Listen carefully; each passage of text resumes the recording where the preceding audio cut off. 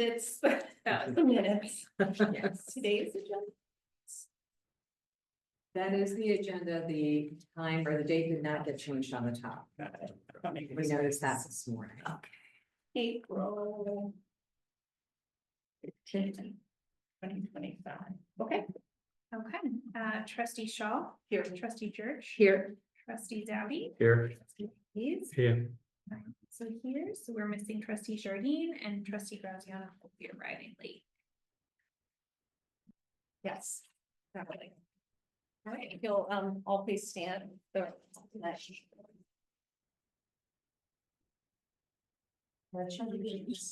flag of the United States of America, and to the republic for which it stands, one nation, under God, indivisible, with liberty and justice for all.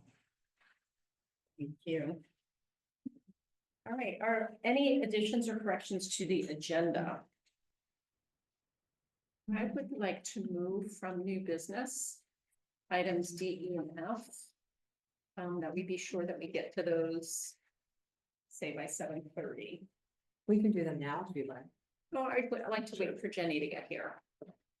Additionally, when Jenny does get here, I'd like to take a quick photo of the group. So we can also do the social media. Thank you to our departing board members. Okay. And maybe Anthony can take the photo. Okay. Can I just quickly confirm, staff members who are attending virtually? I heard Jillian. I believe it's only Jillian. I can check just one second. And then while Natalie's checking that, any other additions or corrections to today's agenda? So yes, it's just Jillian. Perfect, thank you so much. Thanks for checking, Natalie. All right, so then there are no members of the public to address the board here physically in the room. I assume there's no one online. You just looked. Okay, and then we've got a wad group of minutes to approve. First being minutes from the last month. Quick question, for committee meetings, wouldn't that only be the committee members? Yes. That's what we've always done in the past. Yes, the committees typically approve the minutes of the So I committee. just want to make sure for those B through, or the finance, tech, and building and ground, that we just have those. Okay, so for finance and technology, yes, we have 3 of 3 at the time. For building and grounds, Sandy's on building and ground. Sandy. I don't think we even met. These are May May 20. 8th. Oh, I'm sorry. You're looking at the old minutes. Okay.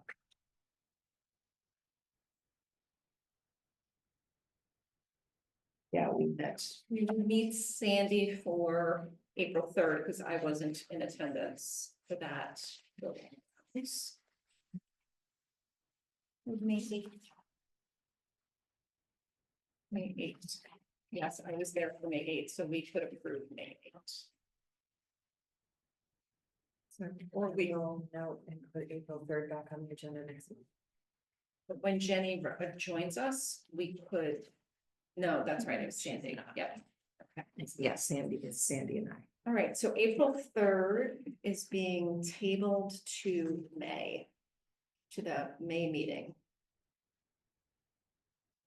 Thanks for that, Ali. I thought you were saying we wait until the committees meet to approve this. No, just that we didn't have.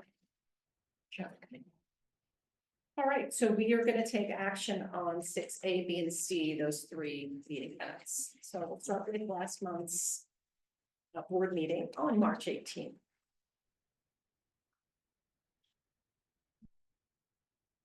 Any corrections or additions to the minutes? If not, I'm open to a motion to approve. This feels strange, moving to approve the minute. Okay. I'll move to approve the minutes as written. Is there a second? I'll second. Thank you, Matt. Trustee Zaute, trustee Jerch in the reverse order. All those in favor? Opposed? Motion carries. All right, then we go on to the finance meeting that took place, finance and technology meeting that took place May 16th, 2024. So just you and I, Bill, were there. Yeah. Right. Remember when we deferred those meeting minutes? Yeah. Especially the meeting minutes. It was environmental consulting services, staffing proposal. Okay. Any additions or corrections to the minutes? If not, is there a motion to approve? I'll motion to approve the minutes And I'll on May second. 16th. All those who are present, please vote either aye. Aye. Aye. Nays, absent. One. So I say aye. Abstain. Yeah, Abstain, abstain, yeah. Absent, I don't know, it's Abstain. I think it was abstain. It's abstain, yeah, because I've got Matt absent up on the Right. top. that's right, we have I will abstain. abstain. Use the Yeah. term Yeah. abstain. All right. And that brings us to May 8th, building and grounds. Okay. So, that was a long time ago. But, what did we talk about? Talked about mold in the office, that was Renee's office time, a little bit about pilot hours, request of a spot I for the think, Jeannie, museum. excuse me, I think you're looking at the April one, It says Wednesday, May. does it? Oh, it's the back page? Everything I have that says May 8th is about parking. Yes, there were a few other things too. Gotcha. But yeah, and I think that we had not made a decision about that, and that's something that Natalie and I talked about early on when she first came on board. And so I guess we could either make the decision tonight, whether or not to give the History Museum one parking spot. I think you'd have to have it as an action We don't have it item. as an action item, Right. so we Oh, can't. okay, well, we can discuss it. We could certainly discuss it. Yeah, okay. And that was like last May, so can't say I remember a whole lot more than that, but I know that we were still working on the IGA at that time.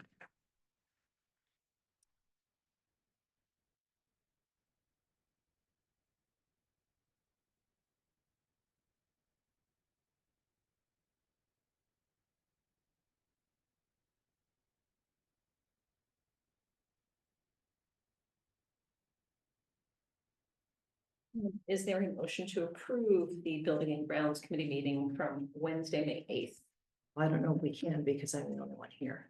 Well, I was. Oh, you were there. Oh, I'm sorry. Yeah. Okay, that tells you how long ago it was. Okay, I will move to approve. And I will second, Right. so that's everybody. Minutes are Good. all right. And then the April meeting. We're gonna wait until that. next month for that one because I wasn't present on April 3rd. Oh, gotcha. And Sandy's not here today. Okay, we're on number 7 already, folks. Wow. Library director update. How's it going? It's going great. So the exterior lighting project is done. It has been inspected by the village and passed. The fire sprinklers have been inspected. They've had their 5-year inspection. If you look at the heads in here, you can see they've already been changed out. The remainder of them will be changed out in the entire facility in the next few weeks. They will have it done by the end of the fiscal year. The fireplace has been reviewed and inspected by Majestic, which is not the company that installed it. They are another company that deals with electric fireplaces. They found a cobweb in the system, which was blocking the flow of natural gas to the pilot. So it wasn't actually an issue with the pilot. It wasn't an issue with anything else. It was simply obstruction in the pipe. So it's been cleaned out. It's working perfectly. Everybody is thrilled. Must have been a heck of a cobweb. Yeah. Sometimes it doesn't take much for things like that to disrupt the flow. It's amazing. Yeah, it's Yes. Quick question for you about the sprinkler heads. Are they, is there a cost associated with? There will be a cost. There was a cost to do the inspection, which should be done every year, but hadn't been done in several years. They did the 5-year inspection. It was about $2,900. The remainder of the system will be changed out for about $8,000. And what? Tell me about the museum portion of the building and the The sprinkler. museum portion it's very minimal. They don't have very many sprinkler heads in that side. The problem is the system, the sprinkler heads that haven't been changed out are extremely corroded.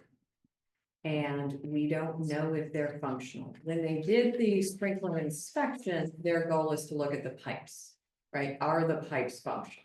They are, which is great. But the heads themselves, we're not sure. Heads are rated to be about 25 years. They've never been replaced in this building. So even the newer side of the building is definitely due for replacement. The older side, those sprinkler heads are a lovely copper, corroded copper color, but that's not encouraging in sprinklers. So this was a necessary thing for the facility. No, I was just talking about, I just had another situation where cobwebs caused a big problem with flow in that. And that was with water in it in one of our cars. And it just blocked and then put all the water back into the car itself. And it turned out to be like a bug that had gone in there. It And doesn't have cobwebs. to be much. Yeah, Just something to consider as we have building expenses that are incurred for both the rented museum space and the library, that should be considered for the annual village The 16,000, reimbursement. yes. Okay. Yeah, and so if that was this fiscal year, it could be part of our submission to village Yes. finance, Bettina. Yes, Bettina is well aware of this, and she said that that is not a problem. We would definitely qualify. Great. The American Express, apparently we had an American Express merchant account open. I called them, talked to them and walked through. It hasn't been used in several years, so we have closed that. It's not connected with anything that the library is currently doing. I did include more information about the digital growth initiative, the grant that I talked about from Lake County. We don't have any updates as of yet, but it is a 3-year grant cycle. So this will be the first year that they are granting it, and they hope to continue doing that for 2 years. With the cuts in financing, we don't know. Mhm. We don't know how that will be funded and how that will go forward. The heat maps are included here, that's lower, but below the heat maps on the next page of the packet, I started looking at something that I mentioned previously. Our sensor is mounted inside the library, so we're not getting building use data currently, right? We are getting people who physically walk through our door. That also discounts all of the people that go straight to the elevator. So this is not perfect. But while I'm in my office, when I'm in my office, I have a tally sheet and I'm keeping tally of how many people are going straight to the elevator. So that gives you a better idea of when people are using it, when people are coming in. I am not sure, I have not figured out yet if I can incorporate that into the heat maps themselves. But that's something that we are hoping to be able to do in the future if the system will allow us to. That's a great find. That's really That good. is, I mean, that's Yeah. a significant number of people. Yeah. Especially like the kids coming straight to like section. A lot of caregivers. And those are people who previously were not counted in the system. There's a substantial number in the morning, a very few generally in the evenings, afternoons. In the mornings, right. We have the actuals here, so it's something we should be able to just recreate. Add these to those, I think. Yeah. So Natalie, I know at one point you had suggested to me the possibility of moving the counter from the double doors that go only into the library side to the double doors where you enter the building. Yes, And have you decided that neither one is perfect, right? Right. You're gonna get museum visitors, or you're gonna miss people who scoot right to the elevator and go into the library. Ideally, in an ideal world, we would have the one over the library doors, we'd have one at the bottom of the stairs, we'd have one at the bottom of the elevator. Right, that would catch everyone. You'd have some duplicates of the stairs. Well, you wouldn't have to have the one at the bottom of the stairs. You just have to have the one at the bottom of the elevator and the one at the library. But that's additional hardware. That's additional cost. This is, and that doesn't necessarily capture our whole building usage. Because we're looking at, okay, what is the actual usage of the facility? What do we need to base plumbing usage on? What do we need to base electrical usage on? What do we need to base these building wide numbers on? Okay, electrical usage, we don't pay for electricity, so I guess that doesn't work. But plumbing anyway. Yeah. What do we base those on?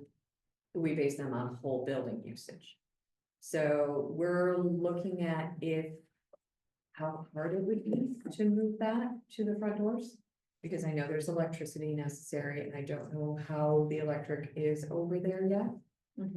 We're working on it. It's a work in progress. Okay, so it's, you haven't ruled it out? No, definitely. Okay, still under investigation. I would think that the number of people going into the museum would not skew things tremendously. It's not a huge number. You're looking at substantially more volunteers coming in than necessarily patrons. A lot of the patrons that I've listened to who come in will go to the library or the museum first and crisscross. Yes, So I think your biggest increase you're gonna see is capturing the number of volunteers who are coming in and using the facility as well. so that makes a lot of sense. Why I didn't think that one, putting it in. Because you can't think of everything and a lot of Did? this, I watched it. And I'm sitting, when watching it, what else? Yeah. Take credit when it's given. All right, fine. But I think it'll be a good addition for us to be able to look at those whole building usage numbers. It's just a process of when can we get it moved? How can we get it moved, et cetera, so. Communication, Jillian has been very hard at work. We have the Read Between Ravines coming up later this month.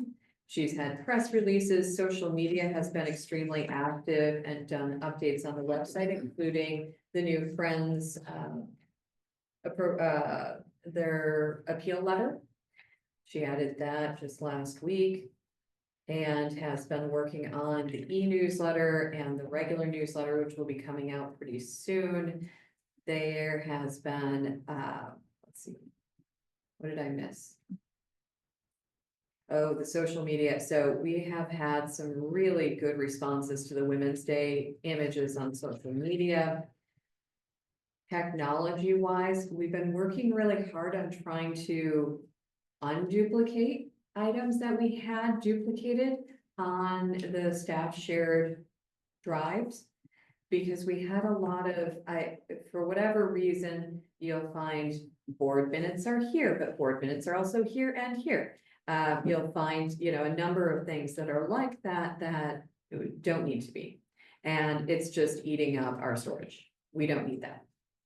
We are working really hard on streamlining that, working really hard on making sure that everything, and Jillian and Anthony have been working tirelessly on trying to make sure that everything is as streamlined and as usable as possible. We don't want any of the staff or anyone else who's looking for something not to be able to find it.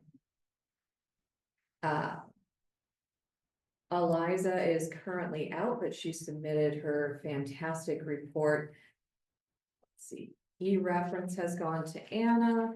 She has a number of programs coming up. I have heard about the Emily Dickinson program from a number of residents who came in. They were very, very excited and enjoyed it very much. You'll see the comment cards at the end. Several of them mention this. Good. The teen volunteers have been up. They have been extremely active in helping with the grab and go crafts. And the collection weeding project has been going really, really well. We have seen huge increases in overdrive this month, which is really nice to see. We're guessing that that is people are out on spring break. They have some more time. They actually have time to pick up those books. Let's see, and then she has a list of the displays here. Molly has been extremely active on displays up on the main floor. Nick has been working on cleaning up some of those areas, so she has better areas to do her displays that are nice and clean. She added in a square terminal, so essentially all revenue that comes into the library, instead of being tracked through multiple different systems, it's all put into the square system. So cash, check, charge, it all goes through the square system. It produces one report per month. That's very easy to submit to Lauterbach and Amen for reconciliation. It streamlines things wonderfully. The annual purge finished up on patron records, so the records our records are compared to the US Postal Service. And if someone has moved or they are no longer in the area, then we'll get a notification on that and we can take those people out of the system. Let's see. Almost everyone has completed their evaluations. We've had some wonderful patron interactions, and I know Molly put some wonderful stories in there. I'll let you all read those. And we are still working on bringing on Ingram. So Ingram is our additional book vendor that we are trying to bring in. We're having a problem with their technical abilities to get into our system and vice versa. We believe it's a CVI issue because everything else has been rolled out. So we are trying to work with CVI.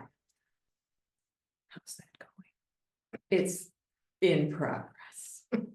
It's a work in progress. You see the heat maps here. You'll see very similar heat maps from previous months. And what you know that we just talked about that it doesn't show is if we incorporate in those morning numbers, I think you're gonna see a substantial number of reds and oranges in the morning. So as much as I would love to, I do not have the time or the ability to break down the numbers that I have done into hourly. But we could just break them in half. I mean, that would be fun for the mornings, and that would give you a good idea of the additions to the morning numbers. I'm sorry, I didn't. No, I did not. Oh, thank you. All right, sure. Thank you.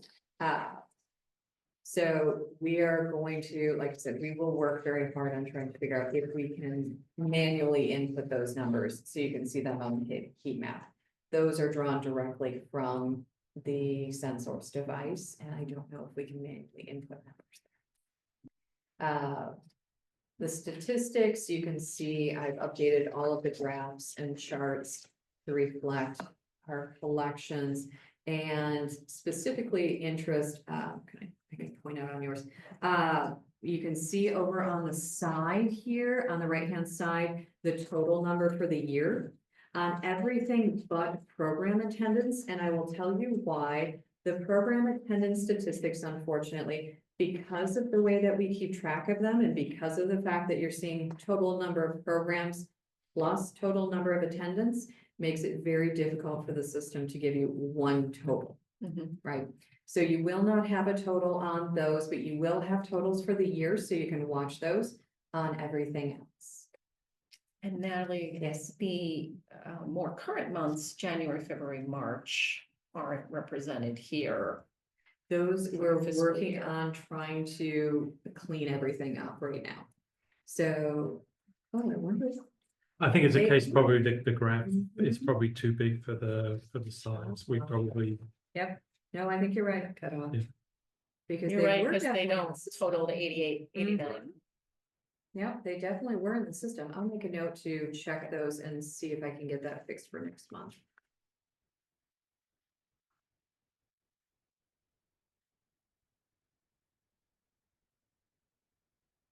And while you're in the system looking at Yes. the span of months, if we can also get a year-on-year comparison. So that was my goal for next year. I don't know that we have the data in this system from previous years, but I'm gonna work on trying to figure that out. I was hoping to be able to, and I have fiscal year 26's numbers set up, so it does that. So you'll be able to see this was 24, this was 25. And then just a quick clarifying question. So the Yes. first one, circulation, is that physical? Yes, And that, so they're separate, they're not. and so Need to add. that is the total circulation, is both physical and digital. Okay. And you'll see the digital circulation on there as well. And then I wanted to make sure that you could see where our digital circulation is coming from. And the vast majority is coming from Overdrive or Libby. But we do have some good numbers on Hoopla, just substantially lower. Thank you. Any other questions on the word stats?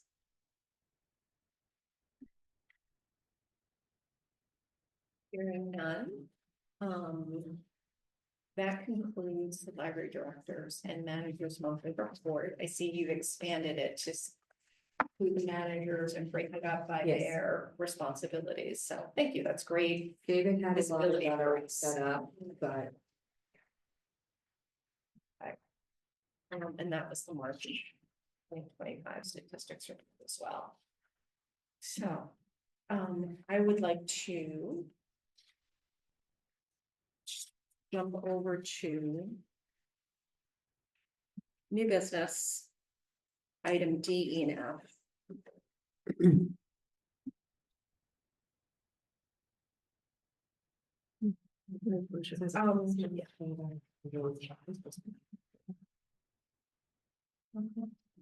Okay, so this is your last meeting, Jenny, and Matt and Bill. So of course, we want to thank you and your families for supporting you. Thank you for supporting the library, and to thank your families for supporting you in supporting the library. I'll miss you. Miss you. You've each had, unique contributions. The HR committee, amazing work, really amazing work. Matt and Bill together, doing IT work together, finance stuff together. And Matt every now and then being like, oh, wait, no, you missed this, you caught that. And you kind of drop in and I'm like, wow, he's got a great eye for detail. So we have written up resolutions for each one of you. They'll be signed tonight. I'm going to read one and just fill all three of your names. So whereas Janie Graziano, Bill Hayes, and Matt Zaute were all elected to the Board of Trustees a couple of years ago, different times to some extent.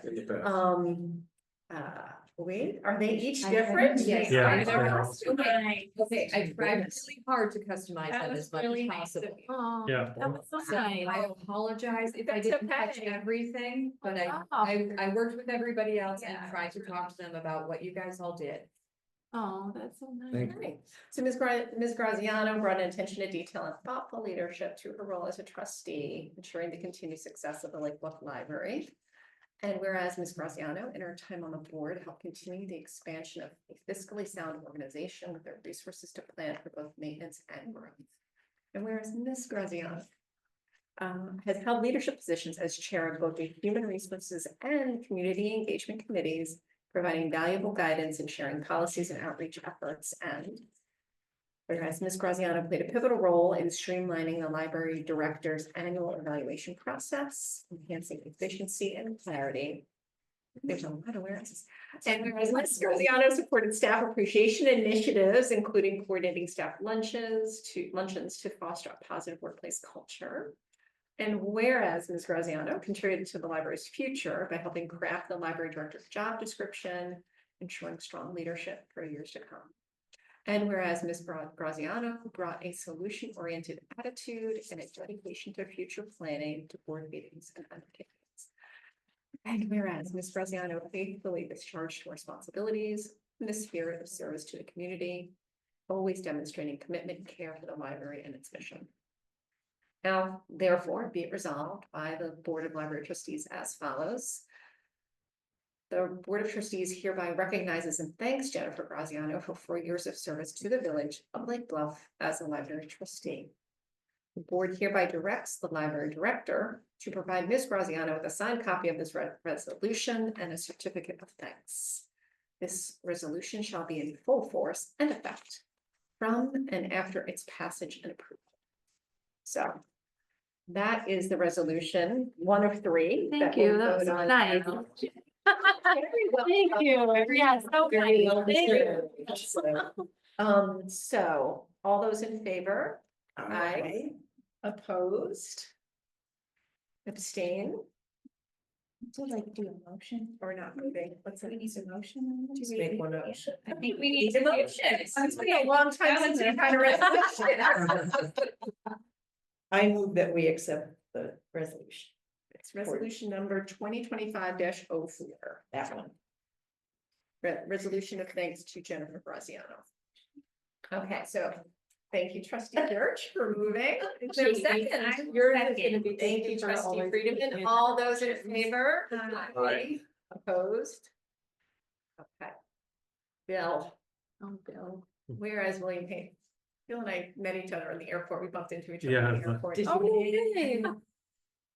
Sarasota. Sarasota, thank you. Number one. Travelers. I was going past and I said, Bonnie, Bonnie. Bonnie."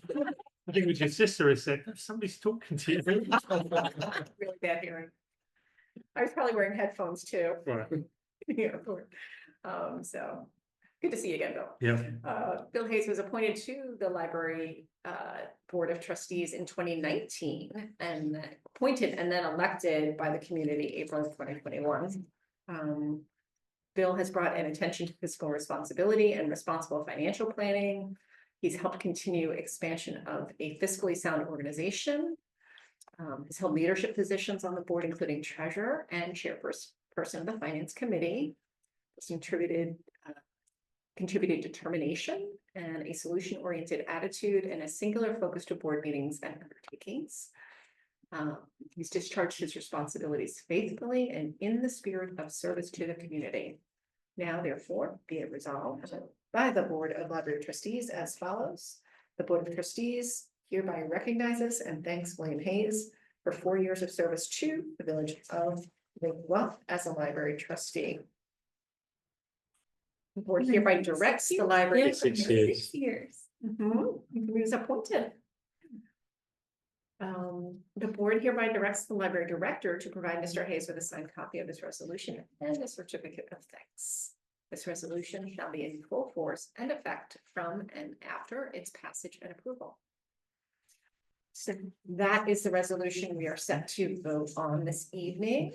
Thank you, Bill. Yeah. No, thank Yeah, you, everyone. you. So nice working with you. Finance. Yeah. Right? Always. I was like, Bill could answer this question. I, Oh, thank you. I move to adopt resolution number 2025-04, resolution of thanks to William Hayes. Thank I'll you, trustee second. Church. Mm. Thank you, trustee Zaute, for the second. All those in favor? Aye. Opposed? Right. Last but not least, last name with a Z. We're both used to it. Used to it, right? Except when the teacher would get creative and put the end of the alphabet, that was a special day, yeah. It's backwards day, right? Or upside down day or something. Wacky Wednesday. Whereas Matthew Zaute was appointed to the library, to the Board of Library Trustees in 2020 and further elected in April of 2021. And whereas Mr. Zaute brought his dedication to improving life and resources for the residents of Lake Bluff. And whereas Mr. Zaute, in his time on the board, helped continue its focus on expanding technology in a sustainable and responsible way. And whereas Mr. Zaute has held leadership positions on the board, including chairperson of the technology committee. And whereas Mr. Zaute has contributed focus, a solution-oriented attitude, and a strong community dedication to board meetings and undertakings. Whereas Mr. Zaute discharged his responsibilities faithfully and in the spirit of service to the community. Now therefore, be it resolved by the Board of Library Trustees as follows. Board of Trustees hereby recognizes and thanks Matthew Zaute for 4 years of service to the village of Lake Bluff as a library trustee. The board hereby directs the library director to provide Mr. Zaute with a signed copy of this resolution and a certificate of thanks. This resolution shall be in full force and effect from and after its passage and approval. Okay, so that's our third resolution of thanks. Thanks. Thank you. So nice working with you, Matt. Thank you. And thank you for using Matthew, not Matt. Yeah. Well, thanks. All right, is there a motion to approve? I move that we adopt resolution number 2025-04, resolution of thanks to Matthew Zaute. I'll second. Thank you, trustee Hayes for the second, trustee George for the first. All those in favor? Aye. Aye. Opposed? It's a prettier copy, that's official. for sure. Thank you. It's official. Thank you all. Really, and please continue to be advocates for the library with friends, neighbors, family members. I know you all will. You know, there may come a time when we need, you know, to appoint trustees in the future. We know our friends organization could use an influx, the foundation, maybe there's someone you know who would like to be part of the foundation moving forward. So, as you know, we have lots of needs. Thank you. Thanks. All right, any other comments? Thank you all. Thank you. You can come give public comment. All three of you. What? Come give public comment. Right, just for old times. Join us, yeah. You can always do it virtually. Yes, that's right. You can always just dial it. Fun. All right, we then will move on to finance. So Natalie, if you'll walk us through any comments you want to make on revenue and expenditure report. So we're nearly at the end of the fiscal year. We're in quite good shape so far. And we have seen, our revenues are pretty much up to date. We have switched over to the square, so we're making sure we have to do a double check and make sure that all of the revenue is going through the square. So we will be reviewing that a few times in the next month. We did a little bit, this is half of the April was on the square and half of it was not. So in May, we will see, well, in April, we will see all of it going on the square. I have pages 4 of 5 and 5 of 5 for the finance report. Yours with it. Well,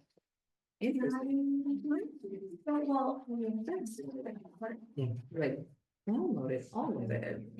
4 or 5, yeah. Well, that's interesting. And the check's printed, let's see. Because it should have been one document, so I'm not entirely clear why it wouldn't. Oh, be on this document. Let's see.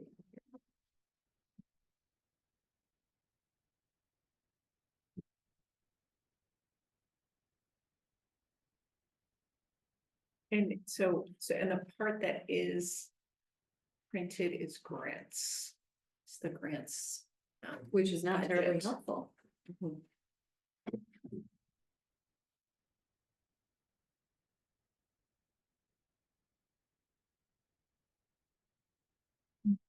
It's the only part that printed out. Okay, can I put this on the May board meeting for both? You will have March's and April, so you can actually review the entirety of them. I don't feel comfortable going through it necessarily without you being able to see it.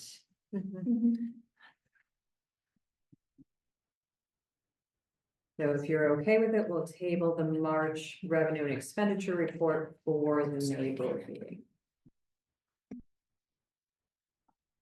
Do we need a motion? Yes.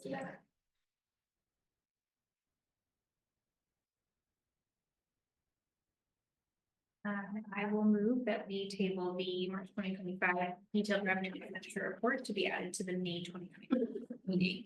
Review. Thank you, trustee Friedeman. Is there a second? I second. Thank you, trustee Church. Because it involves money, I'm gonna do roll call. Matt, to catch you up, the revenue expenditures, the report didn't print in full, so we just moved to approve that it be added to the May 2025 meeting, so we have it full. So we're gonna do roll call. All right, thank you. Trustee Shaul, Aye. Trustee Jerch. Aye. Trustee Graziano. Aye. Trustee Zaute. Aye. Trustee Hayes. Aye. Aye. Motion carries. Okay, check disbursements are all there, which is fantastic. So you will see a large number of items being ordered because it's the end of the fiscal year. We're trying to catch up on books and materials that we weren't able to get from Baker and Taylor earlier. So you'll see Baker and Taylor, you'll see quite a number of Amazon purchases. You'll also see those on the next check run next month to finish out this fiscal year. And that's the reason that you will see larger than anticipated, than normal credit card bills that have a lot of Amazon purchases on them. Canopy renewed this month, so you'll see Canopy charges there. Midwest Mechanical was maintenance to the air conditioner that's in the center here in the back. Had a blown gasket. They needed to replace that and repressurize the system prior to summer. Know that there are some things Midwest Mechanical provides as part of a maintenance contract we have with them, so this was above and beyond. Yes. They don't provide any replacements. So any kind of a material replacement. Is not included in the maintenance contract. Coming through and making sure that they're inspecting the system, that they're changing filters, that they're making sure everything is clean and in working order, yes. But if it's something above general maintenance, no. Thank you. Any other questions on checks? Okay, and I'm open to motion regarding checks. Number 16463 through 16491. I'll motion to approve checks 16463 through 16491. Thank you, trustee Hayes. Is there a second? I'll second. Thank you, trustee Zaute. All those, oh, sorry, roll call. Trustee Shaw. Aye. Trustee Jerch. Trustee Graziano. Aye. Trustee Zaute. Aye. Trustee Hayes. Aye. Aye. Okay, thank you, everyone. That's carries, motion carries. That brings us to our next section on the agenda, committee reports. We did not have any committees that met during the last 31 days. Is there any comments or discussion on that before we move on? Okay. I'm gonna take this as an opportunity to go ahead. Fine. Thanks, Matt. Thank you. I'll stay around and if I can be of service or, fill in the gaps, let me know. Thank you. Maybe I'll come and be the public member one of these days. Sit back here and heckle. Take your time. Yeah, bye. Okay, bye. Bye. Can I request that we do new business prior to doing the closed session, just for continuity for the Zoom? Sure. It's for me. Okay. Mm-hmm. All right, so we're gonna move on to new business. Action A, change May 20th board meeting time to begin at 6:30. So May 20, That May was the 20th next board meeting. that the third Tuesday? Yes. It is Yeah. late. Okay, for some reason, I was thinking that the 27th was the third Tuesday. Which would mean Labor Day. Okay, so change the start time to begin at 6:30. That was, we had talked about that last month in order to give you enough time to do the interviews. There was a discussion last month about whether you wanted to do a separate meeting to do the interviews, or if you wanted to do the interviews within the meeting. I'd advise you to just do the interviews within the meeting, because then you don't have duplicate of minutes and all sorts of things. But this would start you a bit earlier so that you could do the interviews right off the bat at the very beginning of the meeting. So would we do interviews in a closed session? Yes. Okay.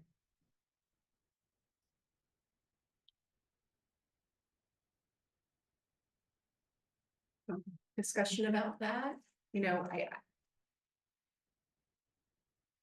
that we have 6 candidates, We're not interviewing all.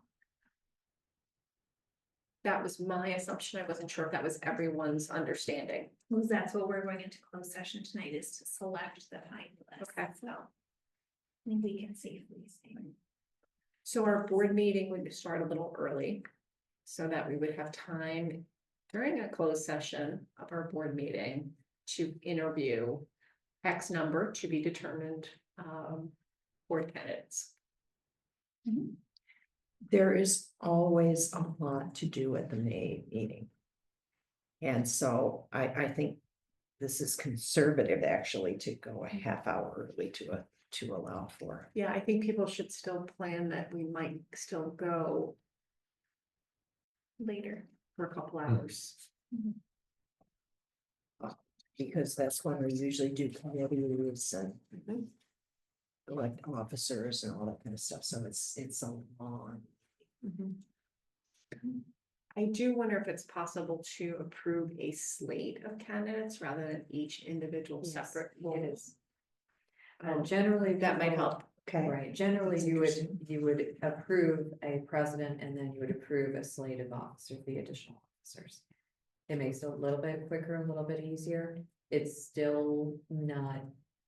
It's not one motion, which would be nice, but you can do it as one motion, but a lot of libraries will do our president and then the other three officers. As so 2 votes. Yes. So that's also an option to possibly speed up the meeting a little bit. See no problem moving the meeting earlier. Excuse me? I see no problem moving the meeting time earlier, so it's. I'm comfortable with that too. Would you rather have it at 6? Would that, That's what I'm thinking. That I know, might that's be, what yeah, it sounded might be like. more. What time would we want the interviewees to join us? How long? 6 might be tough for people who could be, like, I think a start time of 6 for Matt can be tough because he's on the train often coming here, as an example. So you'd have 2 options with the closed session. Well, you can put the closed session anywhere you want, but realistically, you either want it right at the beginning of the meeting or you want it towards the end of the meeting.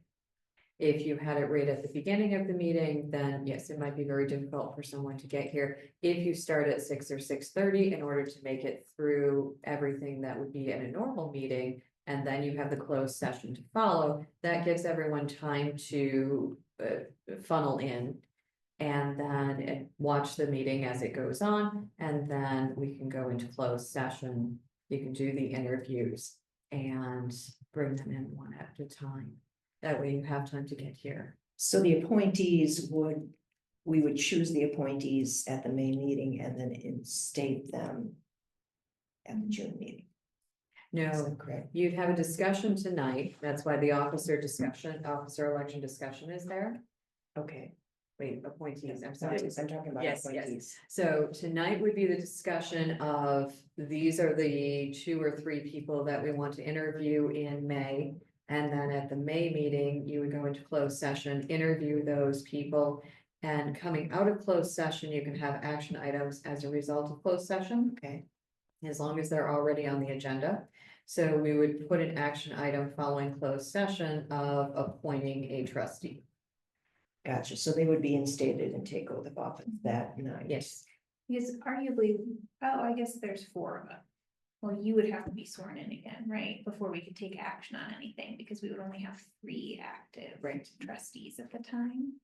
So that all needs to happen before we can approve the minutes, finances, the other ones would have to Well, abstain. you could swear in myself, Courtney and Kathleen, so the 3 elected, Yes. we could all be sworn in together. Mhm.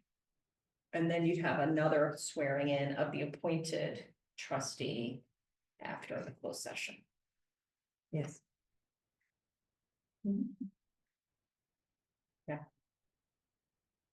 Well, maybe 6:30 is a good compromise then. Because it would take us, we would have the first person in at 6:45 if they're coming in on the train, that would be. I mean, hopefully, my communication with Kathleen and Courtney, 2 other elected trustees, has been our start time is at 7. We meet the 3rd Tuesday at 7 p.m. Okay. So if we decide to change that, I just hopefully they can accommodate. an earlier start as well. Or we could just suck it up and go late like we usually do. So 6:30 start with the closed session at the beginning for interviews. I would move the closed session to the end, To the because that gives people time to come in, just in case they get stuck on a train or it's stuck in traffic or something. That way you don't have to worry about them having another thing ahead of time or, before that. Okay. So we could probably anticipate then that we'd give them like a 7:30 start, a 7:30 start time to come in. That would be for the interviewees. Yeah, I have some hesitation around moving the very first meeting for Courtney and Kathleen to 6:30. right. I'm just saying either way, we would tell the interviewees to come later because we're trying to get through. They're more I mean, than they welcome could- to come at the beginning of the meeting, Yeah. it's just the reality of your interviews will start when we get to the closed session section of this meeting, where we cannot pinpoint exactly when that's going to be, but your interview will last X amount of time, and we'll ask you to step out so the next person can come. Okay, Why don't we just leave it at 7 then, so that we don't have that problem for our two newly elected board members. I prefer that, so. Yeah, it's fine. It all works. Then we don't have to do anything with the action. We can just leave it.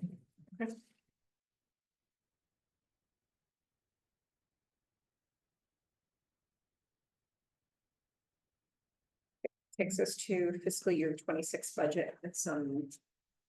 So there was an update that Tina had noticed that we duplicated revenue coming in grants and donations in the general fund and in the grant fund.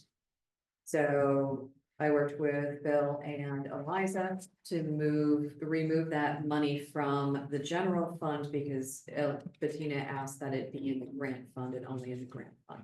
I have asked her to talk to the accountant next year to see if we can get rid of the grant fund entirely and we talked about this and just have a general fund to make things a little bit easier for future planning.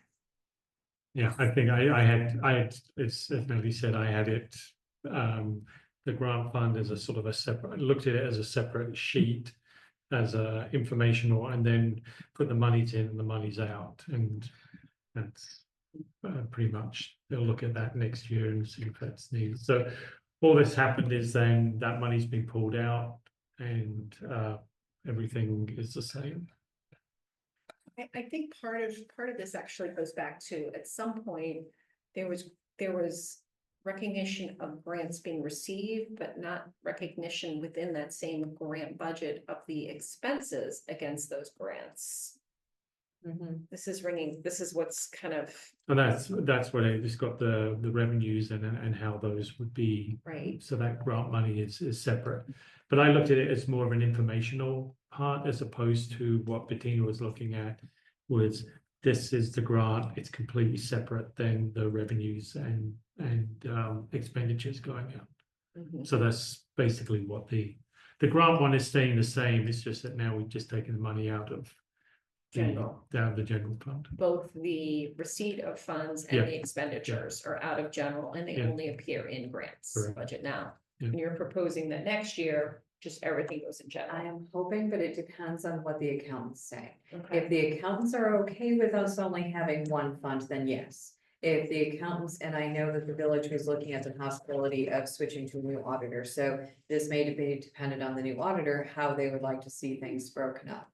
And it's a possibility they'll still want to see a grant fund because grants are generally reported differently than general funds. Mhm. So we are not sure, but we'll see what they say.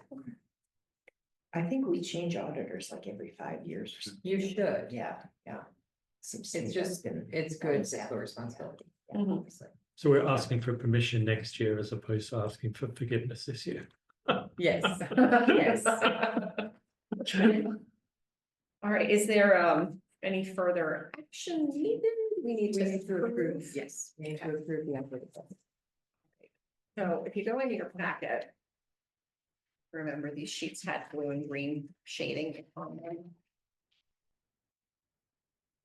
right after the tech report is the budget.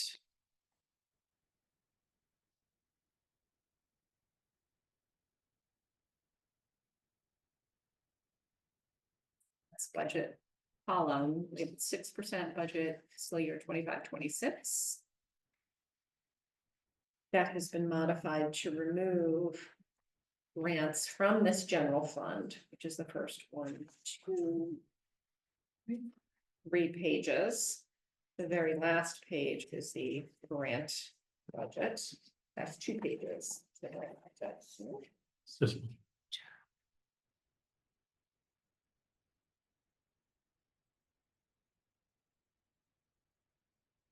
So starting at taxes for revenue in. And you've got personnel services. FL outlay, library total. So total budget is 1279, 881. Total expenditures. Also 1279, 881.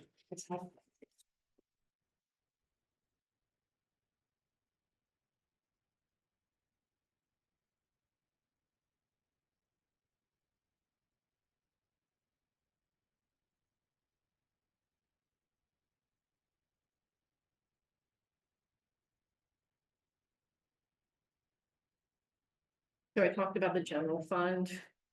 The grants fund for fiscal year 25-26 is total revenues in of $248,284 and total expected expenditures of $248,284. It's always interesting to me is that you might get a grant and we might not spend it in the same fiscal year or spend it all in the same fiscal year. So how does that get represented in our budget? We don't have to answer the question today. I think it's something we should understand at some point. It's frequently you will see it through the audit and it will show up as unpaid or unexpended funds. It depends on how they decide. I haven't worked with Sickich in the past. I've worked with a number of other auditors, but it depends on what they call it. But it'll show up in that audit every year. And then in our budget, generally we tend to treat it frequently like it is general fund money. For large unexpended grants, like the $100,000, like the $90,000, it's very easy to keep those separate. For smaller unexpended grants, like the remainder of the $5,000 from Rails. There's some money from the Friends group that was unexpended, things like that. We have a tendency to not necessarily show them always in revenue in the grants fund. So it's a work in progress. It is something that I have talked to Anna, who works on our per capita grant, and I have asked her to spend the per capita grant in the fiscal year as opposed to in the allotted time. So it's something that we are actively working to make easier for people.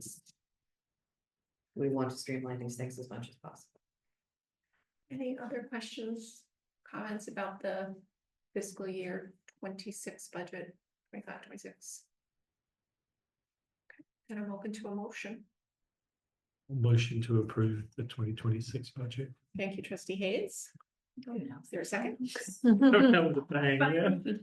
Seconds. Thank you, trustee Jerch, for the second. We'll do a roll call vote. Trustee Shaul, Aye. trustee Jerch, Aye. trustee Graziano, Aye. trustee Hayes. Aye. Aye. Motion carries. We've revised, updated, corrected the fiscal year 26 budget. Action item C is in regard to the Illinois fund accounts. So we have 3 separate Illinois fund accounts. I'm going to try to understand why there are 3 at the moment. I'm not sure. We may be combining those into one to make our lives a little bit easier, but currently I'm the only person still working here who's on the 3. I completed all the paperwork. I'd like to add Laurence, which requires a vote, but I'd also like to remove the 3 people who are no longer working for the library who are still on that account. This is the Illinois municipal retiree. No. No, so that is the retirement account. The village takes care of that for us. We reimburse them essentially. We pay for it out of our checks.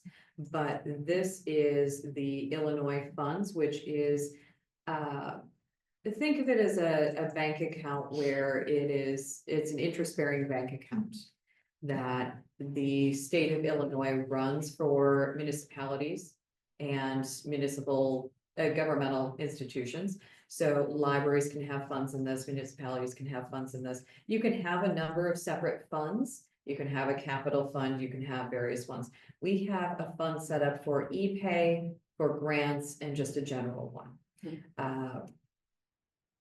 We're working. But currently I would very much like, I feel much more comfortable having another staff member on these accounts. Because if I get eaten by lions tomorrow, it would be nice if, a new person coming in didn't have to start all over. You would have Laurence, she would be able to add additional person very easily. And she would still have access to the account as opposed to waiting an entire month before you can get that set up. And removing the 3 additional signers who are no longer employed here is just trying to make everything clean. Yeah. Okay. Any other questions about the authorized signers on these accounts? Okay, I'm open to motion then. I will move to add Laurence, Zacher, and remove the other 3 authorized signers for the 3 Illinois fund accounts. Thank you, trustee Jerch. Is there a second? Thank you, trustee Friedeman. Okay, trustee Shaul. Aye. Trustee Jerch.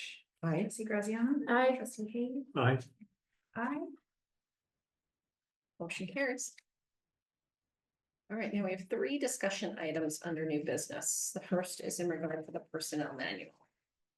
Jenny, would you like to talk about what this is? Oh, sure. Well, this is a project we started, while, David was here. So the HR committee, met we hadn't updated, I think, the personnel manual in 5 years. So, or maybe longer than that. So, David advised us that it's good practice to, I think, every 2 to 3 years, have the personnel manual looked at. So HR source, we approved this as a board. The HR source, made the changes, suggested changes, and they sent them back while David was still here. He shared them with Natalie. And Natalie reviewed them and connected with HR source. I think you made a few updates. But then this is the final product. So it's great to have something that's up to date.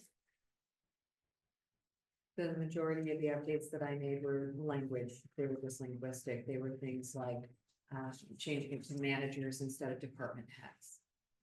Things that are more reflective of what we're actually using, what we're actually doing here.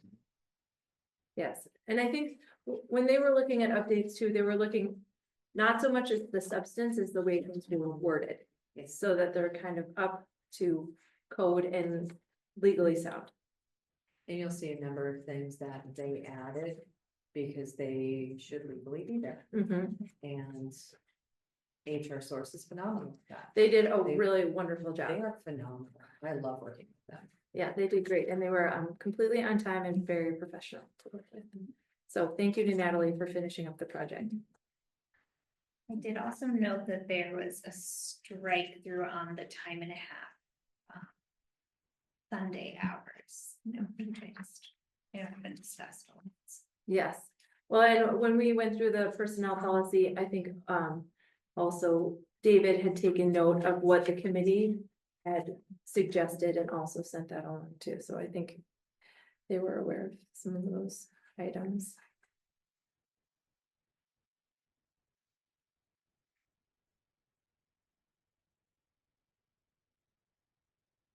Okay, so this is just a discussion. What are the next steps for this updated manual? So the next step would be approval at the board. Yes, one more thing. What is your thinking regarding The, Effective date. I would make the effective date retroactive to May 1st, so it stays with the fiscal year. But if you foresee a lot of discussion before at the May meeting, then I would push it off to probably July, because that gives us enough time in case you need a special meeting or if there's a great deal of discussion.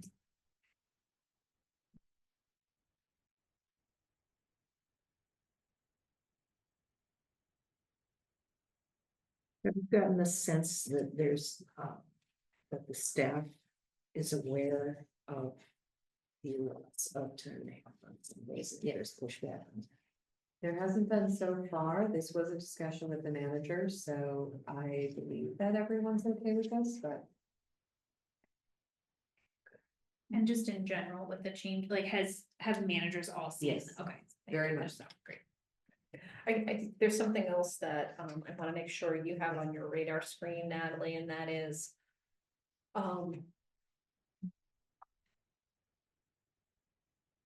during Renee's tenure and fairly early on in her tenure, there were significant changes made to many hourly salaries and annual salaries for staff here at the library. Okay.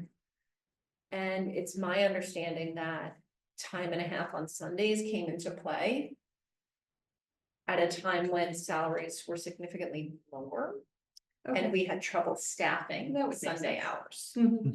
So, you know, rarely does anything happen in a vacuum. You know, there was a lot of reallocation of the library budget in order to get our salaries to be market at market median. So I just wanted to give you that additional That's context. very good. There was also a discussion about how the idea of doing 10.5 Sunday hours in libraries was sort of passé. That may have been the case some years ago, but was not the industry standard as it were. It is not.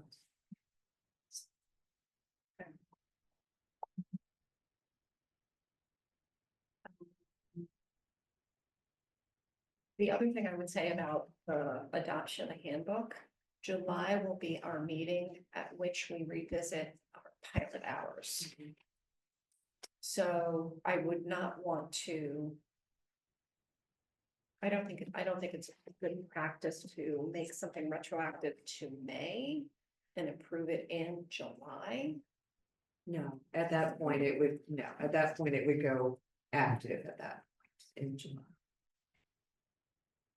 I'd like to shoot for June at the latest to approve this. What do you guys think? So bypass May is an option. I can put it as an action May, we're item. interviewing trustees, we're swearing in new trustees. I guess the question comes down to, I can put it as an action item on the May agenda. If there are not comments or concerns about what you're seeing here. If you have a lot of comments and concerns about what you're seeing here, then it deserves another discussion time. But if you don't have a lot of comments and concerns, and I'm not seeing a lot of places where there should be comments and Mhm. concerns in here. HR Source did a fantastic job. The managers caught a lot of things that didn't match up to our language and updated those things with me. I think it could be a very quick vote in May. Yeah. I would But- agree. Let's plan to put it on the agenda in May, and I think. The three of us who continue from the April meeting to the May meeting will have a chance to read through it, digest it. And we'll let you know if for some reason we think we need to move it. Cause that's what I was thinking, if this is the discussion date, then ideally it would be like we're not reopening. Right, but we'll have More, yes, new new board people, yes, members. who absolutely. will need to vote on something that perhaps they Yeah. haven't. That's all. Which this may be the thing that we also say in advance of your swearing meeting, you might want to take a look at this and read through it, you know. I did not see anything when I read it that felt. Natalie, can you remind me, on page 76, what are the highlighted What is the highlighted? If it is highlighted as something that I changed. Oh, you changed. So my on that. No, So this is Section 76. Okay. 4.2. 6.2. Oh, 6.2. Yeah. So 4.2, you'll see a highlighted section where I changed the introductory period to 90 days. Oh, sure. Because there was typically 3 to 6 months after the date of hire. It was Right. kind of wishy-washy. Yeah, And I wanted to make sure that we have 3 months.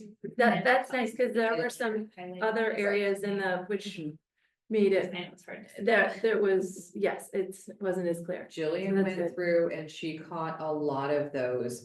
You'll see it in 4.4 where it's schedule changes need to be at least 4 weeks in advance. That's what we were doing. Yeah, But it was practice, but it wasn't in the policy. yeah, that's great.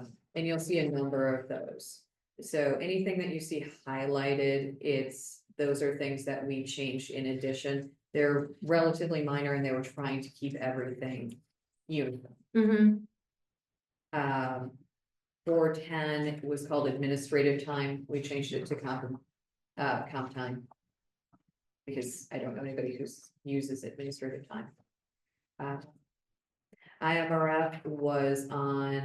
IMRF is in 2 tiers.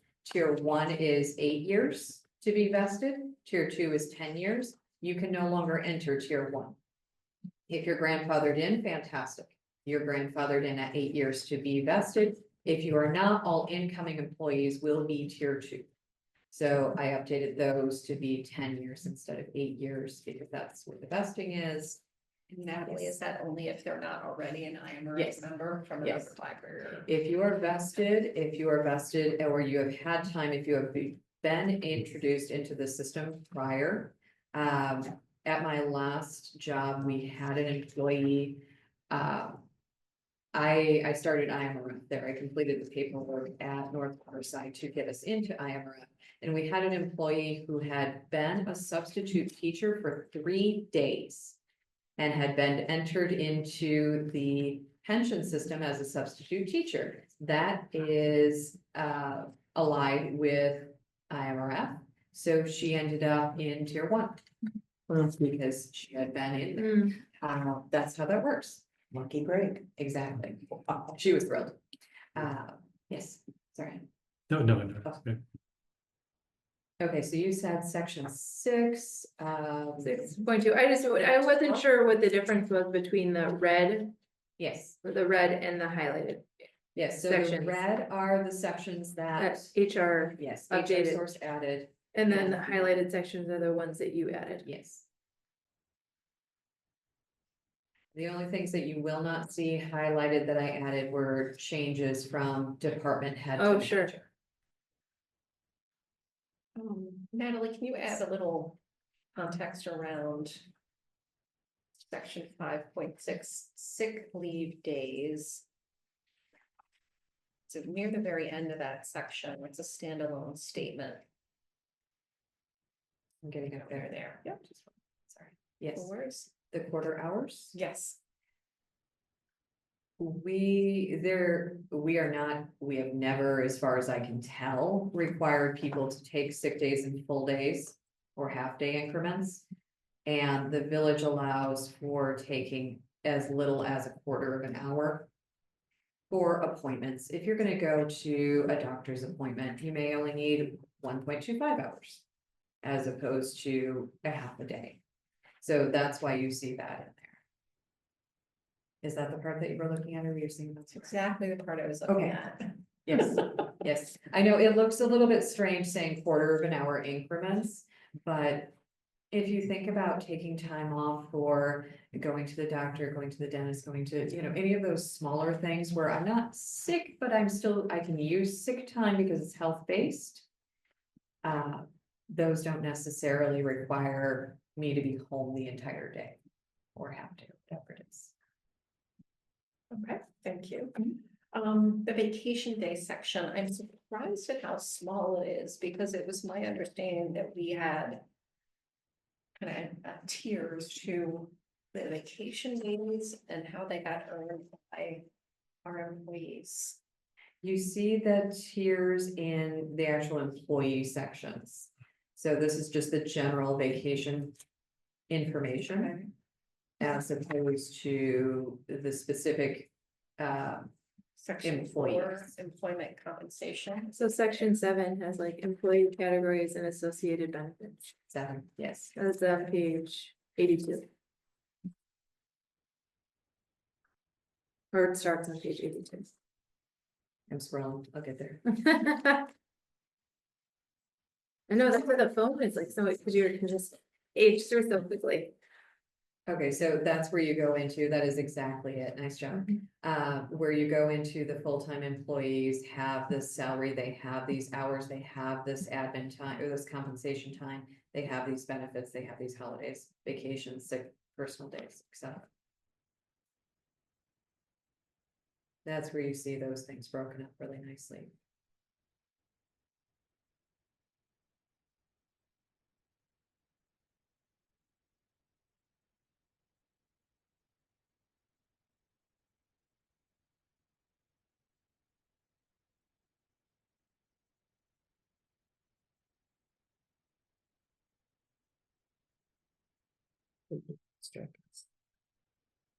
Only a few little things here. Yes, and more changing it right, because administrative time, we just, nobody used that. Comp time made sense to everyone. Mm-hmm. So I know, and Jenny, maybe you can provide a little commentary here.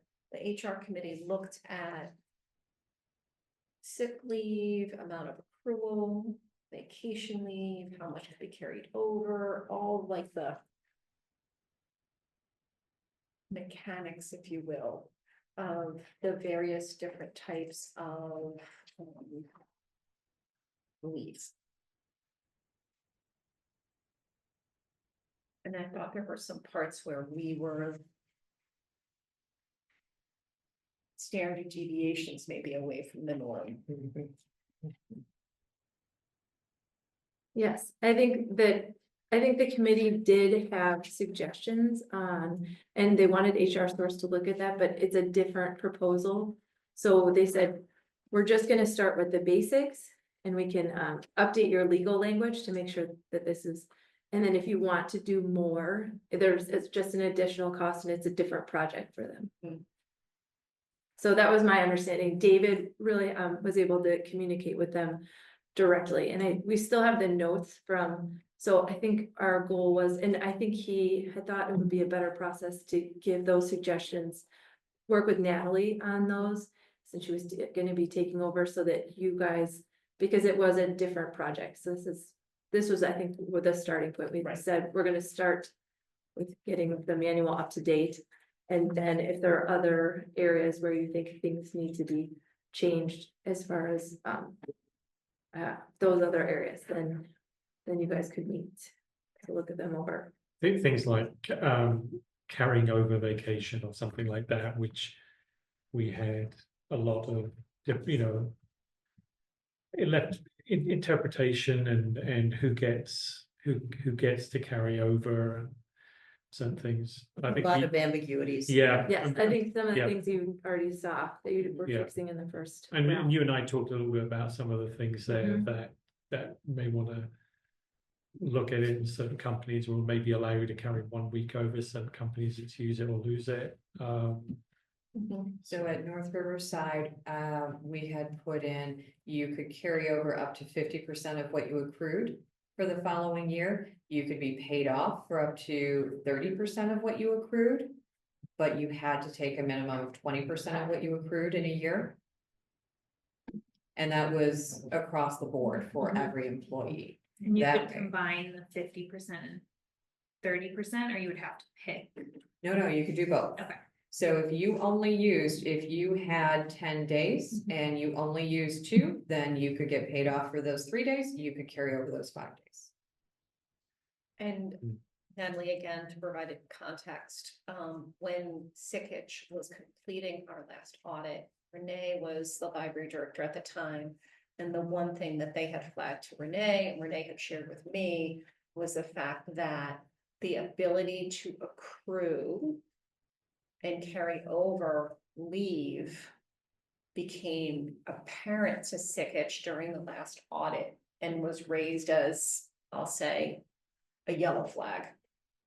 perhaps. So I guess it depends on how you treat it. We never had a problem with our auditors. They required at the end of our fiscal year, we had to produce a statement of this is how many hours are being paid out, this is how many hours are being carried over. So that way they looked at that as unpaid liabilities for the library, right? The paid out, obviously not unpaid liability, but the carryover is an unpaid liability. So if you have a set duration and you report in exactly what that unpaid liability is to the auditors, I've never had an issue with that. Yeah. So I think this has been a really useful discussion to sort of round ourselves back to, this was step one of a process. There were things that came up with the audit. There were things that also I think came up as people completed their employment with the library, et cetera. So this is still kind of an area for improvement. I don't think these manuals are ever Right, they're never Right. finished. We had talked about it during the bylaw committee because we had to do the PLAWA update, and so we knew that was an urgent because we had a compliance deadline, and then we knew there was practice that was not reflected in policy, and that was going to be the second, and then we had the same discussion. Right, HR sources way better equipped to do that work, I think. So I think with, even with this new updated manual, there will be then Another policy change for this Sunday, because I think it's written in our policy. I don't know, if this stands as the policy or if we It have does, another yes. policy. No, this stands. Okay. Okay. Generally, the personnel handbook is your personnel policy. Yeah. It would be so hard to do policy on top of it. I know, you're just constantly choosing, update sets of. Yes. Great, thank you. Any other questions, comments on the personnel? Nice work. It's like, we'll hire HR sources. I to know, it. well, Yeah. David was like, oh, well, you just do this. And we're like, oh, amazing, how nice. Perfect. Sounds like a plan. And thanks to the staff for it. Yes. They Eyes were to that. phenomenal, absolutely phenomenal. Hard to reread personnel. I Also, have had requests for, please don't make me read that again. Maybe give a little break between the next. Yes. Right. Our next topic is bylaws committee of the whole. So Natalie has put together a proposal on, we talked about this last month. We talked about this months ago as well as a potential way to improve efficiency, improve the breadth of awareness and knowledge of the projects and priorities here at the library. So I'll turn it over to Natalie to walk us through the proposal. So a committee of the whole really streamlines things, right? We don't have the representing and rehashing the discussion that you had in a committee meeting with the whole board. Instead, you're doing it together as a whole board to begin with, which is wonderful to bring in additional ideas, to bring in additional outlooks, and helps to move things forward. It seems like it would move things forward slower, but it really doesn't. It really does a really good job of moving things forward more quickly. So, and it helps with the transparency, so everyone knows what's going on. In 2023 and 2024, you had a total of 76 committee meetings. In 2024, that was 33 hours in the meeting minutes that I have, but I'm missing about half of those meeting minutes. And so you can assume that it was about 60 hours that were spent on this. The other problem is I'm missing those minutes. And I'm missing a lot of minutes. We are working very hard and you guys have been fantastic at helping. I really appreciate that. But we're working really hard to find those so that we're in compliance. Switching over to a committee of the whole structure means that you have 2 meetings a month. You have, sorry, Alan, you have one secretary who keeps track of all of them for everything. That used to be me generally, at my last library. Three just- times. No. No. Oh, This time it's your payroll. But it really streamlines that. We're not searching for minutes anymore. We're not doing that. We're not duplicating that time. We're spending, say, 2 hours a month. Let's just say that a committee of the whole is approximately 2 hours a month, right? Because that's your main discussion time.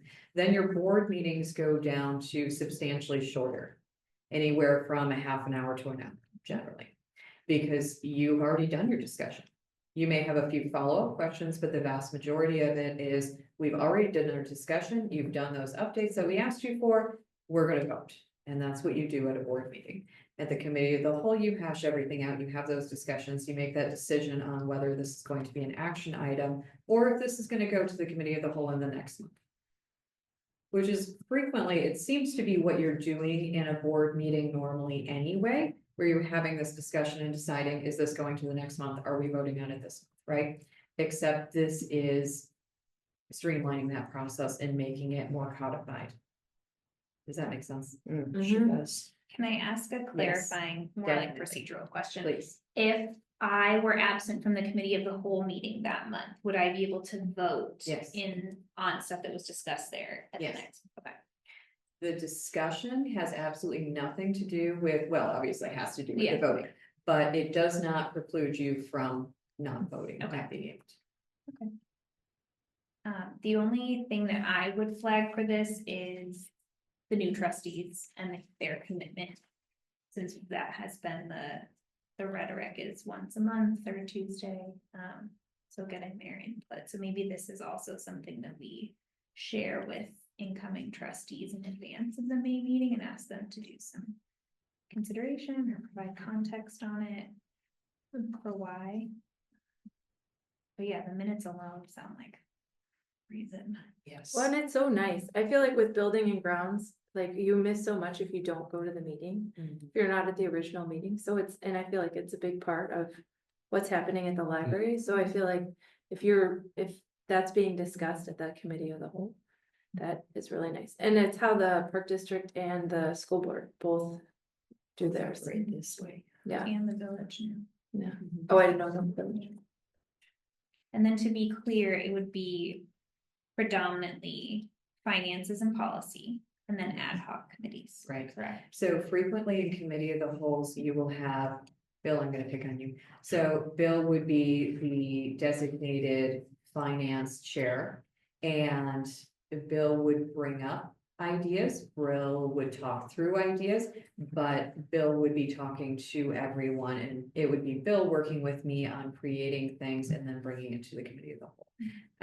If Ally was going to be policy, then same thing. Ally would be working with me on looking at specific policies or creating a schedule that the board could review policies on, or anything policy related, bringing that to the committee of the whole. Same thing that you're doing right now in committees, but it would be one person is bringing it to everyone instead of one person is bringing it to 2 or 3 people, Mhm. right? And it saves so many coordinating emails, trying to find a time. Yes. Yeah, like posting the agenda. Yeah. Yes. Like, that's a whole thing. Mhm. David did have this feedback, like, of his 20 hours a week that he was with us, he would be, making agenda and spending a lot of time. Yes. on that. It makes scheduling much simpler, which is Mhm. really nice. The other nice thing about a committee of the whole is if you don't have anything going on, just like a regular committee, you don't have to have it. Oh, that's nice. It's not like a regular board meeting where you need to have these because you need to approve things. You don't need to. Mhm.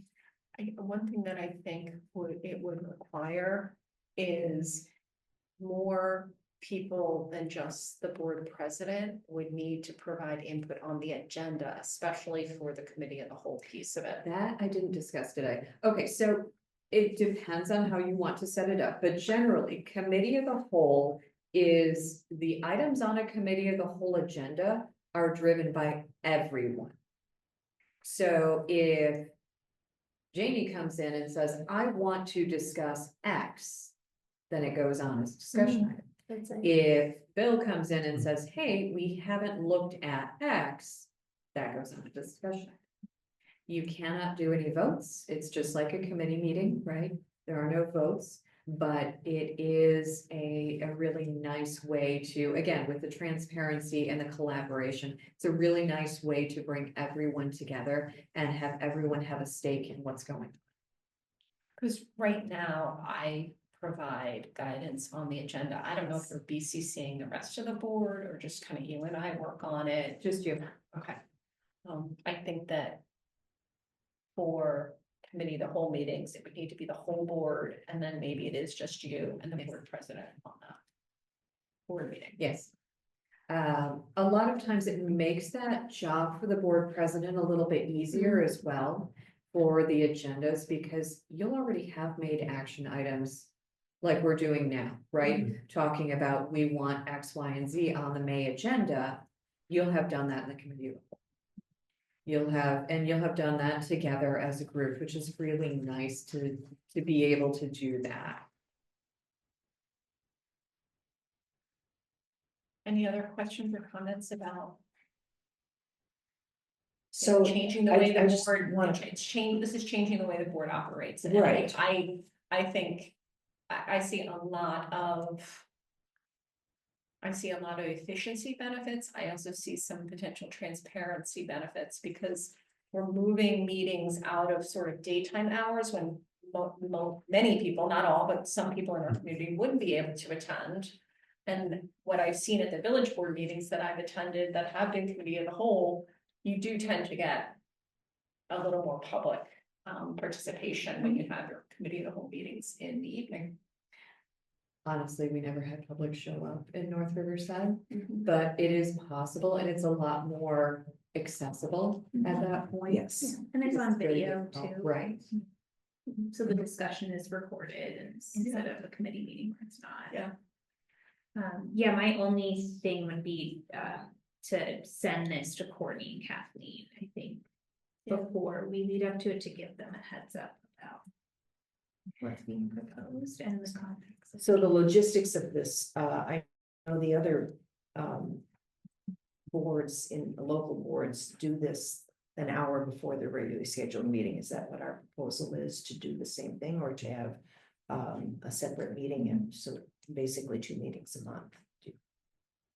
Wouldn't that just be one long board? meeting? Yeah, Yeah. I would say a second, or essentially a second meeting. So Right. Several libraries that I've been at, it's about 2 weeks separated. Okay. For the That sheer makes some fact, sense. I've had it 1 week separated, it's very difficult. So let's say Jenny brings something up that she needs me to look into. You've all discussed it and you've decided, yes, we need you to look into getting a cost on updating the personnel manual, right? That gives me 2 weeks to be able to do that before the board meeting where you had it set as an action item. Nice. What are the, I'm gonna rephrase my question. Are the remote participation guidelines the same for Yes. committee of the whole as they are for board? They are. Every board meeting is the same. So you need to have a majority of the quorum here, and then anybody else can be virtual as long as they meet one of the requirements.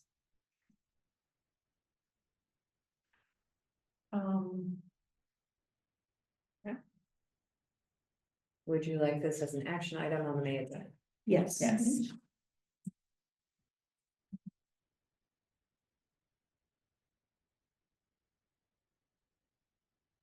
I'll send that out to the new trustees. Would you like me to also send it to the trustee candidates? So they can review that, so they know what the expectation is, that what the board is looking at in it. Can we do that for just the finalists after today's? I think that's, yeah, being transparent, and if they can't do that, then. Yeah, it feels fair to give them opportunity to withdraw. Yeah.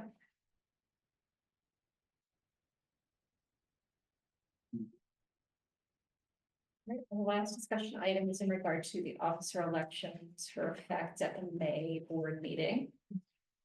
Natalie had suggested we have this conversation so that we can kind of understand where the returning board members are thinking about in terms of running for an officer or becoming an officer for the next fiscal year here at the library.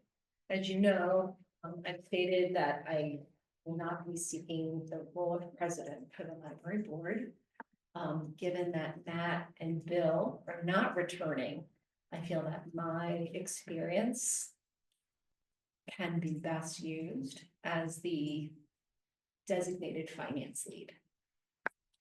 Moving forward. I think as we all know, working with Jamie Racklin, understanding the billing IGA, understanding PPRT, all those things that we've accomplished over the last 2 years, will continue to be part of the finance lead's role. So my intention is to volunteer to be the treasurer and lead of finance. So anyone else have thoughts today as to? That is exactly what I was going to propose, Bonnie, if you do that. Very. Yeah, How that works. right. I self-nominated. Well done. Selected for that role. Thank you. Does anybody want to self-nominate for president? I will self-nominate for president. Yes. Or you can nominate me. Right. She's got a strategic plan. I'm a little terrified right now. She's over here with like. Janie's got it all figured out. It's strategic, let me tell you, totally strategic.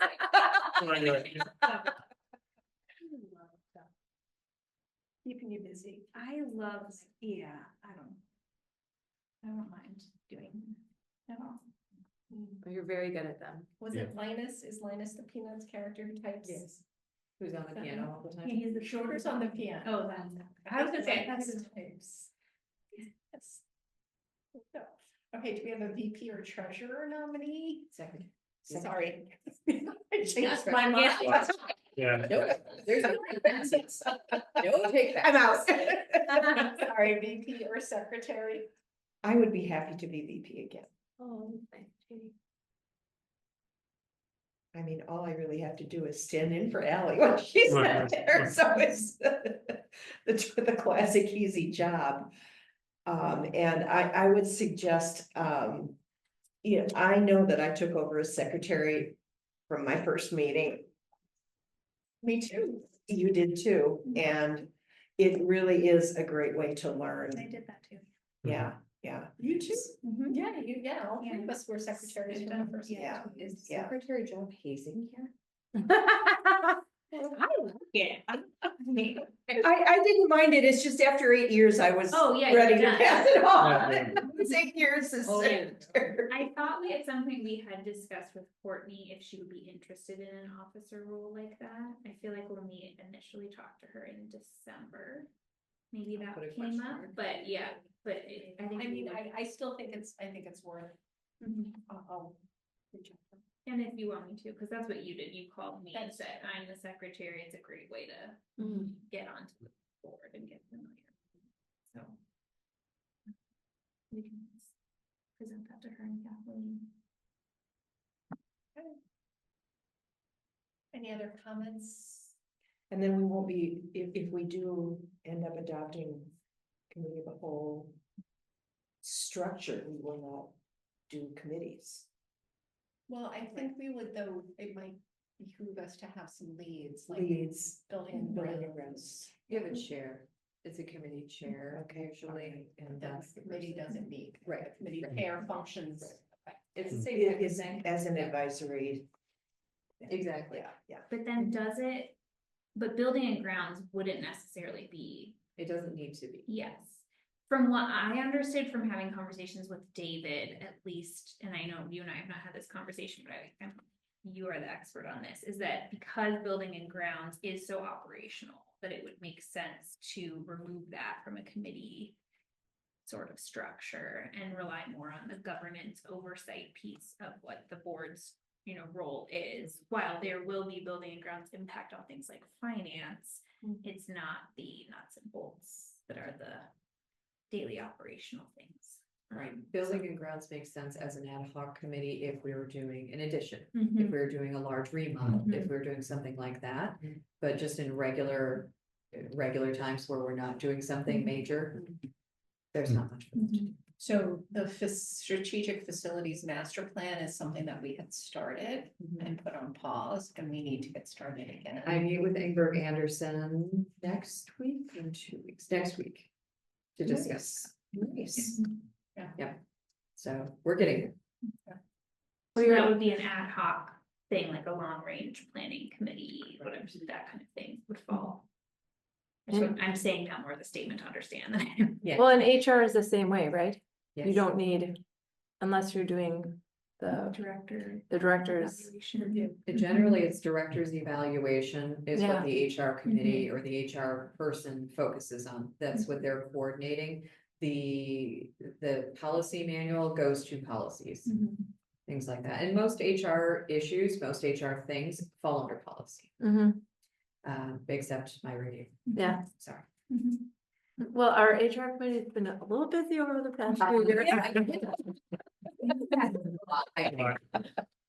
But in regular times, I was like, ooh, this is gonna be a great committee to be on. Yeah, we sucked you into that.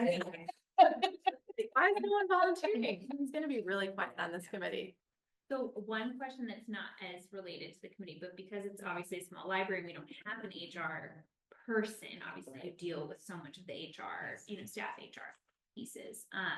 Is it common practice to outsource some portions of what an HR department would do at a larger library to like a service or? So that's partially why we have HR source. Mhm. They are HR attorneys, so it gives us somebody to refer back to if there's an issue. I've had them review termination documents in the past to make sure everything is laid out correctly. I've had them review personnel manuals. They do a yearly review of personnel files to make sure everything is set up correctly. They will walk you through doing I-9 reviews. Because we're a municipal library, we don't really deal with the benefits side of things. We refer to Bettina. So the village takes care of that for us, which is really, really nice. So HR source can fill that. Yes. Okay, I was just trying to make sure if there was, you know, an additional need that wasn't filled by that. No, they do a phenomenal job and they have additional trainings that you can attend. I've taken part in a number of their trainings in the past and I have every intention of continuing that. They're great references. They are great. They send out a weekly blast that has additional upcoming changes to laws or concerns about how things are moving, or the Department of Labor no longer has enough people for a quorum, so what are we going to do? Things like that. And they help to keep us updated. Natalie, in your experience, do some libraries have their legal counsel review some of the documents you referenced that you've worked with HR source with in the past? Do some of them have both? Not usually. Not usually. HR source are HR attorneys, so there's not really a reason to. It's just duplicating services. Does that mean then that we don't have to have an attorney on retainer, or is that just good practice? It's good practice. Just to have somebody if something comes up that is Yes. out of the Yes. norm. In district library, you have resolutions, you pass resolutions, you also pass ordinances. Here, the village passes our ordinances for us, but it's a good idea to have them look over things like this before they're passed. We don't have that, but we do have other policies that are nice for them to look at, or, right. Yes. Things that are not HR related that still benefit and desperately need in some cases, and attorneys weigh in. Can I just make a comment that I think the biggest sea change I've seen since I've been on is for so many years, we did everything in-house. We never, ever hired anybody outside except an attorney to look over our documents. You know. And I just feel like that is such a huge benefit to us to actually hire people who are professionals, who do this sort of thing. Subject matter experts. Oh, my lord. And the idea behind it was that, oh, we don't have the money in the budget for that. We don't have I think that the last couple of years has shown me that that is money well spent. That is Very something well that you spent. fiscally plan for. You put it into the budget, you put it into the long-term financial plan, and you say, every 2 years, I anticipate spending X amount on reviewing our policy manual, on reviewing our personnel policies, on doing X, Y, and Z. And it's just like building improvements, you build it into the long-term budget. It's huge. It's huge. So. Thank the gods of bringing us into the modern times. Right, so we have a couple more things on the agenda for tonight. One is library correspondence and communication, and then moving into closed session to discuss the trustee nominations. So you Or have, applications, so. you have the comment cards, which were included there. It looks like they were almost all in regard to the Emily Dickinson. I did mention that earlier. They were very popular. You'll also see a printout from Rails about that one. Sorry, the one that's primarily black. For whatever reason, I don't seem to be able to print in color from my print to my computer right now. I'm trying to figure out why. So I apologize. That's why everything is black and white. But I will, if I didn't email this to you all, I will email this to you all. I emailed this to Sandy Hart earlier yesterday, and then I sent her a follow-up with some additional funding information. But they put this together to share with everyone. $5.7 million out of the state library's budget comes from IMLS. And that's gone. That has all been cut at this point. It's all been recalled, all of the funding has been spent. So, well, they can't recall funding that's already been spent, but there's no issue. So IMLS receives probably 0.7. IMLS receives substantially more. They distribute it to the state libraries, but they also distribute it directly to libraries depending on what you apply for. IMLS had said they had additional grants that specific libraries, well, any library, could apply for. I had one at North Riverside for implementing new technology, which was $45,000. It was fantastic, right? That no longer exists. The 5.7 million, you can see the split up here on page 2 on what that was used for.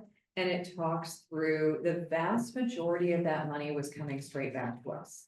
It was going to fund Rails, the Illinois Heartland, Chicago Public, the large consortiums that do our interlibrary loan, that provide continuing education. They provide a lot of resources that help us be phenomenal, right?